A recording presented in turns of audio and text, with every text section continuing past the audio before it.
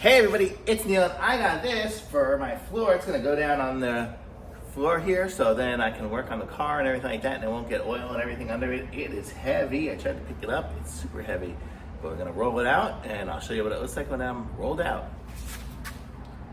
Okay, here it is rolled out. I'm gonna show you it's really thick. It weighed a ton.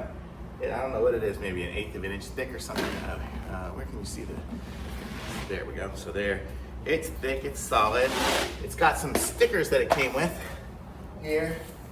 Like these, I could put these on it to mark the locations and things like that, or it might be double-sided tape to tape it down, but we got all sorts of stuff here for it. So it's a nice one here. I'm gonna back my van up on here and it's gonna be on here, so then if I work on it or do any kind of dumping or anything like that, the drips will be easy to clean. So really nice floor mat for sure.